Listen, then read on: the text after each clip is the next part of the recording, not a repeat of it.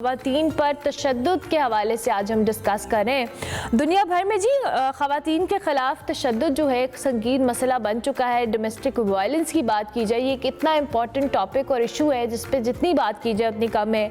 हर रोज़ हम कोई ना कोई ऐसी चीज़ सोशल मीडिया के ऊपर देखते हैं। अब चूँकि सोशल मीडिया का दौर है, चीज़ें बहुत सारी मंजर आम के ऊपर आ जाती हैं, लेकिन कुछ ऐसे केसेस हैं जो शायद रिपोर्ट भी नहीं होते और बहुत सारे उसमें फैक्टर्स इन्वॉल्व होते हैं। अक़वाम मुत्तहिदा की जी एक हालिया रिपोर्ट के मुताबिक दुनिया भर में अगर बात की जाए तो ख़वातीन के लिए उनका घर सबसे ज़्यादा ख़तरनाक जगह बन चुका है। इस रिपोर्ट में जी 2023 में 85,000 ख़वातीन को मर्दों ने दानिस्ता तौर के ऊपर कत्ल किया, जिसमें से 60% ख़वातीन जो हैं अपने शरीक हयात या ख़ानदान के किसी फ़र्द के हाथों जो है वो कत्ल हुई हैं। पाकिस्तान में भी अगर ओवरऑल बात की जाए तो डोमेस्टिक वायलेंस के वाक़यात दिन ब दिन बढ़ रहे हैं, कम होने की बजाय, और इस पर मौसर तरीके से काबू पाने के लिए क्या इक़दाम किए जा सकते हैं। और यहाँ पे सबसे बड़ा सवाल ये है कि अगर ख़वातीन अपने घरों में महफूज नहीं है, बाहर महफूज नहीं है, तो फिर कहाँ पे महफूज हैं? कैसे अपने घरों में तहफ़्फ़ुज़ जो ख़वातीन है उसको यकीनी बनाने के लिए क्या इक़दाम किए जाएँ? क्योंकि ये रिपोर्ट तो ओवरऑल बता रही है, लेकिन पाकिस्तान के अंदर भी कुछ इतने हौसला अफजा स्टैटिस्टिक्स नहीं है। हमारे साथ सना आगा खान मौजूद हैं, सोशल एक्टिविस्ट भी हैं और साथ साथ कॉलम निगार भी हैं, मुसन्निफ़ा भी हैं। इनको हम खुश आमदीद कहते हैं। थैंक यू वेरी मच सना, बहुत शुक्रिया कि आप तशरीफ़ लाई। ये जो हम ख़वातीन के ख़िलाफ़ तशद्दुद की बात कर रहे हैं, ऑब्वियसली एक बहुत इंपॉर्टेंट टॉपिक है दुनिया भर में। ये हम सिर्फ पाकिस्तान की बात नहीं कर रहे, वेस्टर्न वर्ल्ड के अंदर भी डोमेस्टिक वायलेंस एक इशू है, लेकिन वहाँ पे इसकी सज़ाएँ भी बहुत बड़ी हैं। यहाँ पे अनफॉर्चुनेटली हम केसेस देखते हैं, कुछ रिपोर्ट हो जाते हैं, कुछ नहीं होते, और सज़ाएँ भी उस हद तक नहीं मिलती लोगों को।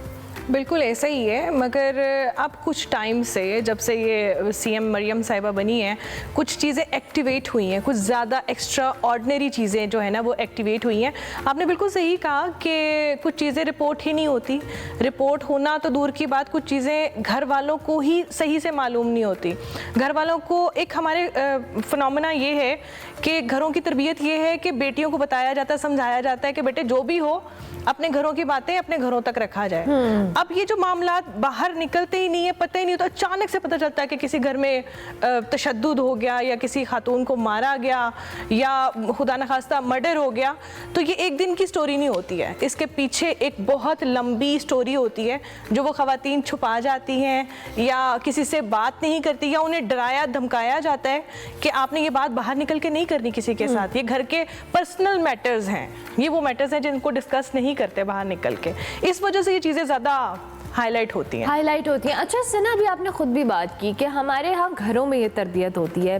अब ये वो टाइम है जब ख़वातीन शायद बहुत हद तक वोकल भी हैं, बहुत सारी उनका एक्सपोजर भी है, वो बात भी कर लेती हैं, अपने इश्यूज़ को एड्रेस भी कर लेती हैं। लेकिन हमने पहले भी देखा है कि पहले ज़माने के अंदर भी ख़वातीन के ऊपर तशद्दुद होता था, लेकिन उनके जो सर्कमस्टांसेस थे वो शायद आज से थोड़े या कदरे मुख्तलिफ थे। आपको क्या लगता है घरों में ये तरबियत होना कि आपने अपने लिए आवाज़ उठानी है अगर आप राइट पे हैं, और तशद्दुद तो आप किसी तौर पे जस्टिफाई कर ही नहीं सकते? बिल्कुल ऐसे ही है। बिल्कुल आपने बिल्कुल सही बात की है। बात ये है कि हम पहले उस चीज़ को समझ नहीं पाते। हम उस चीज़ को तब बयान करना शुरू करते हैं जब हम मेंटली तौर पे, हम ख़वातीन जो ना घरों में दिमागी तौर पे ऐसी मरीज़ा बन जाती हैं कि उन्हें पता ही नहीं चलता कि ये गलत है या सही है, ये उसके साथ हो क्या रहा है। वो समझती है कि ठीक है जी, वो मर्द जो सुबह उसको मार रहा है, पीट रहा है, वो रात को ठीक है, तो इसका मतलब है इट्स मीन कि एवरीथिंग इज़ ओके, आप बिल्कुल सही चल रहे हो। यही सिलसिला चलते चलते चलते स्ट्रीम की हद तक पहुँच जाता है। अभी सियालकोट में जो लास्ट वाक़या हुआ, उसको हाईलाइट करना इसलिए ज़रूरी है कि उसमें तो मर्द भी मुलव्विस नहीं था, वो ख़वातीन थी जिन्होंने मिलकर प्लान बनाया और उस खातून का इतना बुरा हाल किया कि वो बंदा बयान करते हुए एक दफ़ा बंदे के रोंगटे खड़े हो जाते कि यार ये क्या चल रहा है यहाँ पर, ऐसे कोई खातून किसी के साथ कैसे कर सकती है। मगर इसको एक चीज़ ये भी हमें समझना होगा कि हमारे माशरे में 80%, बल्कि 80% नहीं, मतलब 60% ज़्यादातर अजियत में ख़वातीन ही ख़वातीन को रखती है। और ये घर ये बिल्कुल ऐसे ही, और घर ही वो मकाम है जहाँ पर ना किसी को कोई हंसते हुए देख सकता है, ना किसी को कोई रोते हुए देख सकता है। अब वो खातून, घरों की बात क्या करिए, हमने अपने जॉब कल्चर्स में देखा है, कॉर्पोरेट वर्ल्ड में देखा है, यहाँ पे खवातीन ही खवातीन को नीचे दिखाने के लिए या डिग्रेड करने के लिए सबसे पेश होती हैं। और हमने विद टाइम ये चीज़ सीखी नहीं है कि आपको अपने जेंडर बाइस इस मामले में कहूँगी आपको होने की ज़रूरत होती है कि आपकी वर्क प्लेस है, आपका घर है या कहीं भी है, बिल्कुल हमें एक दूसरी खातून को सपोर्ट करना चाहिए। हम अगर उसके खिलाफ साजिशें या घरों में भी ये कल्चर डेवलप कर रहे हैं तो हम एक पूरी जनरेशन को ख़राब कर रहे हैं। बिल्कुल ऐसे ही है। और ये वर्क प्लेस में बहुत ज़्यादा देखा गया है कि ख़वातीन एक किसी को आगे आते हुए देख नहीं सकती। वो जो फीलिंग है ना कि यार ये जो है ना आगे निकल जाएगी, तो वो उन्हें अंदर ही अंदर बीमार करो। ये बीमारी है, ये नॉर्मेलिटी नहीं है, ये एक बीमारी है। दिस इज लाइक एग्जैक्टली, ये एक प्रॉपर मर्ज है। और अगर आपको लगता है कि आप किसी को नीचे दिखा कर या करके आप ऊपर जा सकते हैं, तो ये तो ऊपर वाला ही जानता है किसके नसीब में क्या है। बिल्कुल ऐसे। Coming back to the topic Sana, अब हमने अवेयरनेस के लिए क्या करना है? क्योंकि जाहिर है बहुत सारी खवातीन जहाँ पे वोकल भी हैं, कुछ नहीं भी हैं। लोगों के सर्कमस्टांसेस उनकी फेवर में नहीं होते कि वो बात करें, निकलें। फैमिली सपोर्ट सिस्टम या दीगर चीज़ें उनके साथ मौजूद नहीं है। बट यू थिंक कि हमें इसको मास लेवल के ऊपर करने के लिए क्या करना चाहिए? देखिए, सोशली तो बहुत सारी चीज़ें हाईलाइट हो रही हैं, बहुत सारे ऐसे ऐप्स आ गए हैं, बहुत सारी डिजिटली चीज़ें आ गई हैं जो आपकी सिक्योरिटी के लिए हैं। मतलब 15 पे कॉल कर दी, वुमेन हैरेसमेंट का वो एक बन गया, इंस्टीट्यूट बन गया, और डिफरेंट जगहों पे इस तरह की चीज़ें बन गई। मगर जो हमने इनिशियली करना है वो ये कि अपनी बेटियों की तरबियत ऐसी करनी है कि उन्हें ये फ़र्क बताना है कि आप कहाँ पर अपने सुकून और अपने आप को मुतमईन नहीं पा रही हैं, तो थोड़ा सा आप सोचें, सराउंडिंग्स के बारे में सोचें, समझें। हर चीज़ को बर्दाश्त करना जो है ना वो नहीं है आपके उस, मतलब आपको वो चीज़ें समझनी चाहिए कि आप हर चीज़ बर्दाश्त करते जाएंगे, एक दिन ये स्ट्रीम पर पहुंच जाएगी। और जब ये स्ट्रीम पर पहुंच जाएगी फिर पेरेंट्स बस हाथ मलते रह जाते हैं, अपने बच्चों का देखते रहते हैं कि यार हमारी बेटी के साथ क्या हुआ है, उससे पहले क्यों नहीं सोचा गया। और नज़र आ रहा होता है, ऐसी भी बात नहीं है कि ये एक दिन की स्टोरी नहीं है। मैंने पहले भी ये कहा कि ये एक दिन की स्टोरी नहीं है। जब कोई चीज़ किसी ख़ास जुर्म की तरफ जा रही होती है, पहले चीज़ें हाईलाइट हो रही होती हैं, सराउंडिंग्स वाले लोगों को पता हो रहा है, टाइम बिल्ड हो रहा है ना। यस, बिल्कुल ऐसे ही है।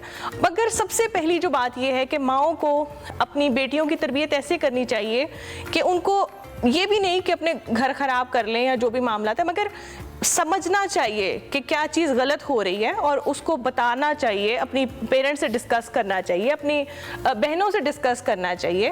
और कई दफ़ा करती भी हैं, मगर फिर वही बात है कि हमारा माशरती इक़्तिदार ऐसा है, कुछ सिस्टम ऐसा है यहाँ पर कि लोग उसको हाईलाइट नहीं होने देते। बेटे हर घर में चलता है, तुम्हारा बाप भी ऐसे ही था, अब ठीक हो गया, टाइम के साथ सब ठीक हो जाएगा।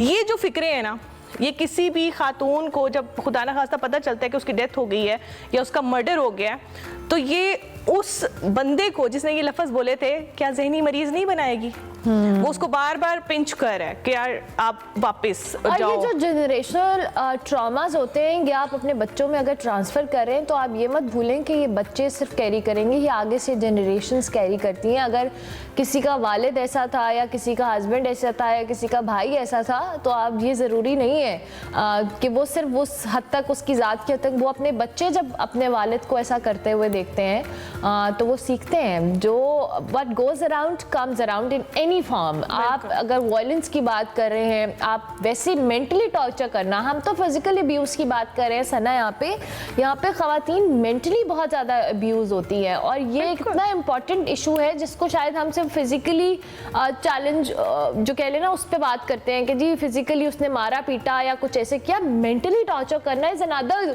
क्राइम आई गेस, और ये ज़्यादा बड़ा क्राइम है क्योंकि आप एक माँ को अगर स्पॉइल कर रहे हो तो इट्स मीन वो अपनी जनरेशन को ख़राब करी है। ये यूँ नहीं रहेगा कि बस एक औरत के अंदर मसला रहेगा, मसला कन्वर्ट होगा, बच्चों में मुंतकिल होगा, और फिर वो घर की जो सेटअप है उन सबको वो देख के वो कुछ नहीं मैनेज कर पाएगी। वो अपना आप खाली नहीं होता। अगर एक मर्द ये सोच रहा है कि मैंने अपनी बीवी को आज यूँ कर लिया तो ये हो गया तो वो हो गया, तो इसका हरगिज़ मतलब नहीं है, आप आगे से अपनी जनरेशन ख़राब कर रहे हो।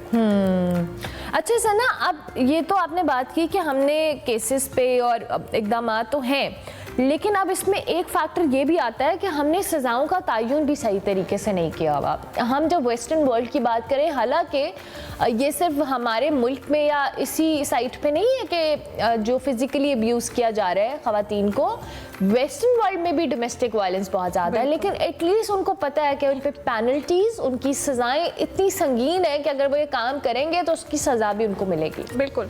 अच्छा, दोनों तरह से ना, एक अवेयरनेस ज़्यादा होना भी खतरनाक है, एक अवेयरनेस कम होना भी खतरनाक है। हमें दरमियान के रास्ते में रहना चाहिए। Moderation is the key, right? बिल्कुल। अब बाहर भी ये ज़्यादा इसलिए होता है क्योंकि अवेयरनेस ज़्यादा है, लोगों को हर वक्त डाउट ही होता है कि यार ये यूं हो जाएगा, कल को यूं हो जाएगा।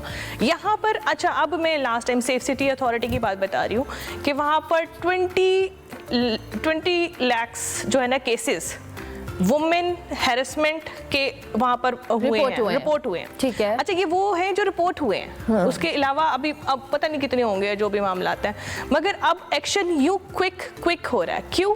क्योंकि कुछ ऐसी चीज़ें, टर्म्स और चीज़ें डेवलप की गई हैं जिससे फ़ौरन से ख़वातीन को तो पकड़ा जाता है। बाकी आप चाहे जो मर्ज़ी कर लें, बाकी चाहे सज़ाए मौत की सज़ा जल्दी ना हो या जो भी हो, मगर ख़वातीन का अगर कोई इशू है तो पर्सनली ये लोग जो है ना उस चीज़ में इन्वॉल्व हो रहे हैं। मैंने मेरे अपने सामने मैंने देखा है, मैंने हिना परवेज़ भट्ट को ख़वातीन के घरों में जाते हुए देखा है। और जो मैं सेंटर है जहाँ मैं गई हूँ वहाँ पर मैंने जाके देखा है, वहाँ पर ख़वातीन ही ख़वातीन की मदद के लिए बैठी हुई हैं, वहाँ पर कोई मर्द नहीं है।